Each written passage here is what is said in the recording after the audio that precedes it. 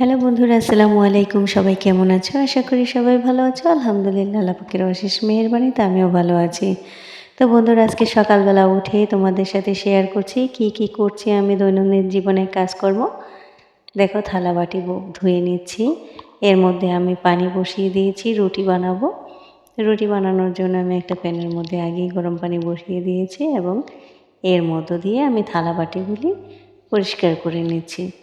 কারণ রাতের বেলা পরিষ্কার করা হয়নি, তাই সকালবেলা অনেকটাই জমে গেছে। তাই এগুলিকে আমি সুন্দর করে পরিষ্কার করে নিচ্ছি। তো বন্ধুরা, অবশ্যই সাথে থাকবা, ব্লগ ভিডিওটা পুরো দেখবা, তাহলে বুঝতে পারবা আমি দৈনন্দিন জীবনে কত কাজ করি। তো চলো, আমরা এখন থালাবাটি ধোয়া আমার প্রায় শেষ হয়ে গেছে। এখন বেসিনটা একটু ধুয়ে নিচ্ছি, ধুয়ে তারপরে আমি এখন রুটি বানাতে চলে যাব।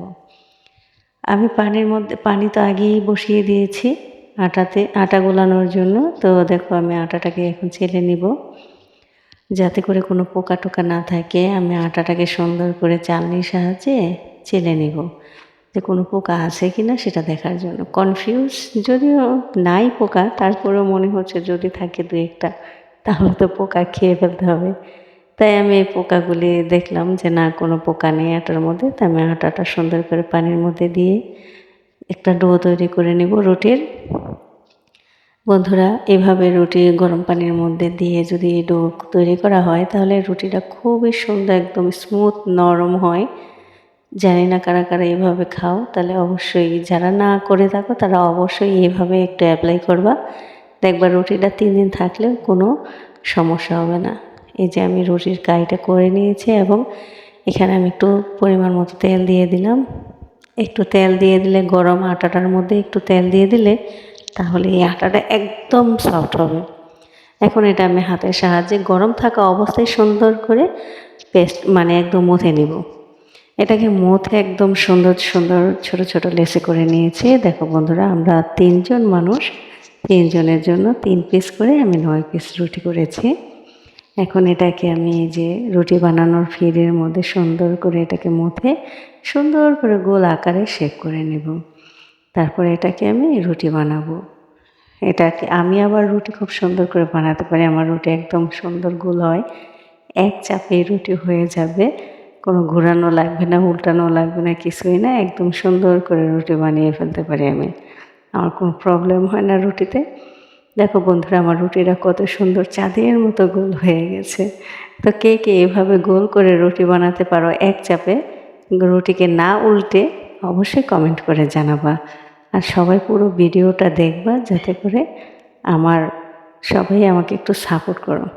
তো এইভাবে আমি এক এক করে সবগুলো রুটি বানিয়ে নিলাম। তো বন্ধুরা দেখো, আমি এখন রুটিটা ছেঁকতে চলে এসেছি। এটা হচ্ছে, আমি তাওয়া বসিয়ে দিলাম, তাওয়ার মধ্যে আমি রুটিটাকে এক এক করে ছেঁকে নিব। তো ছেঁকা রুটি আর হচ্ছে আমি একটু সবজি করব। সবজি হচ্ছে গিয়ে তোমার একদম ভাজা ভাজা সবজি, যেটা অবশ্যই দেখাবো তোমাদেরকে। তো দেখতে থাকো ভিডিওটা, পুরো ভিডিওটা দেখলে বুঝতে পারবো আমি দৈনন্দিন জীবনে কত পরিশ্রম করি। দেখো, আমি রুটিটাকে আবার একটা কাপড় দিয়ে ঘুরিয়ে ঘুরিয়ে ভেজে নিচ্ছি। এর মধ্যে আমি আলু, সিম আর হচ্ছে ফুলকপি সুন্দর করে ছোট ছোট করে কেটে নিচ্ছি। এখন এগুলিকে আমি সুন্দর করে হালকা ভাপে সিদ্ধ করে নেব। হালকা সিদ্ধ করব, পুরোটা সিদ্ধ করলে গলে যাবে। আর এদিকে আমার রুটিও প্রায় ছেঁকা শেষ হয়ে গেছে। আর এদিকে আমি আরেকটা প্যানের মধ্যে এগুলি বসিয়ে দিয়েছি। সিদ্ধ করে নিয়েছি, হালকা সিদ্ধ নিব, যাতে করে এটা ভেঙে না যায়। কারণ আমি সবজিটাকে আনাম রাখবো, একদম ভাজি ভাজি হবে। তো এটাকে সুন্দর করে আমি হালকা সিদ্ধ করে নিয়ে ছেঁকে নিলাম। এখন একটা কড়াইয়ের মধ্যে আমি দিয়ে দিলাম কাঁচামরিচ কুচি আর পেঁয়াজ কুচি আর তেল। এখন এটাকে সুন্দর করে ভেজে নিব। ভেজে নিয়ে তারপরে হচ্ছে এটার সাথে আমি কিছুটা ডিম অ্যাড করব। 2টো ডিম অ্যাড করে দিব এটার মধ্যে। তো এটা পেঁয়াজটা ভাজার অপেক্ষায় আছে। যখন এই পেঁয়াজটা ব্রাউন কালার চলে এসেছে, তখন আমি এখানে 2টো ডিম দিয়ে দিলাম। 2টো ডিম, এটাকে আমি সুন্দর করে ফেটে নেব, কারণ ডিমটাকে একদম ভাজা ভাজা করে নেব। যখন ডিমটা ভাজা হয়ে যাবে, একদম কিমা কিমা হয়ে যাবে, একদম ভাজা ভাজা তেল ছেড়ে দেবে ডিমের থেকে। পানিটা শুকিয়ে যখন তেল ছেড়ে দেবে, তখন আমি দিয়ে দেব এর মধ্যে সবজিটা দিয়ে আমি সুন্দর করে এটাকে নেড়ে চেড়ে একদম ডিমের সাথে অ্যাডজাস্ট করে নেব, যাতে একদম মাখা মাখা হয়। তো বন্ধুরা দেখতে থাকো আমার সবজিটা কত সুন্দর হয়েছে। সকালবেলা রুটির সাথে এই সবজিটা করে খাবে তোমরা, দেখবে অনেকটাই মজা পাবে। নিজেদের বাসায় তৈরি করা সবজিটা কতটা ফ্লেভার আসে।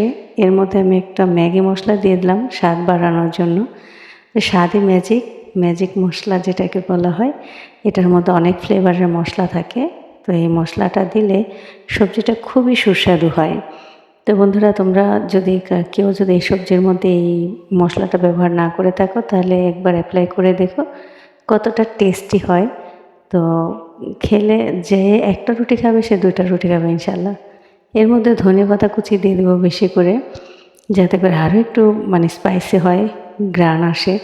তো ধনেপাতা দিয়ে আমি এটাকে সুন্দর করে নেড়ে চেড়ে উল্টে দিব একদম। দেখো বন্ধুরা আমার সবজিটা কত সুন্দর ভাজা ভাজা হয়ে গেছে। আমি কিন্তু এর মধ্যে একটু পানি দিইনি, শুধু পানিতে একটু সবজিটাকে হাফ সিদ্ধ করে উঠিয়ে নিয়েছিলাম। তার মধ্যেই আমার এত সুন্দর একটা রেসিপি সকাল সকাল তৈরি হয়ে গেল। কে কে খাবে রুটি আর সবজি সকালবেলার নাস্তা? চলে এসো আমার বাসায়।